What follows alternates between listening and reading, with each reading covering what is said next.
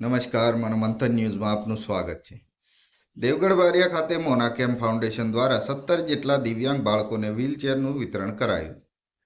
Devgadh Bariya BRC ભવન ખાતે મોનાકેમ foundation વડોદરાના સહયોગથી સંસ્થાના એમડી દિલીપભાઈ શાહ દ્વારા દેવગઢ બારિયા તાલુકાના અંતરિયાળ વિસ્તારમાં આવેલા અને ખાસ જરૂરિયાતમંદ 17 ઉપરાંત દિવ્યાંગ બાળકોને ઓળખી તેમને વ્હીલચેર આપવામાં આવી હતી અને દિલીપભાઈ દ્વારા જણાવ્યું હતું કે આવા બાળકોને જે મદદ કરી શકાય તે તમામ સહાય મોનાકેમ સંસ્થા કરવા માંગે છે।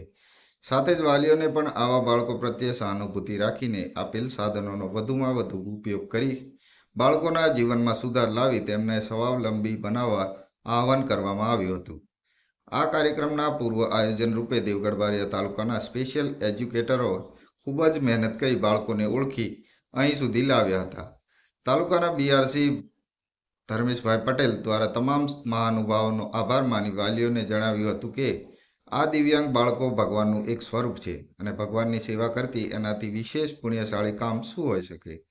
આ બાળકોની કાળજી લઈ શિક્ષણ પૂરું પાડવામાં આવે તો તેઓ સામાન્ય બાળકોની જેમ પોતાના સપના પૂરા કરી દેશના વિકાસમાં પણ યોગદાન આપી શકે છે।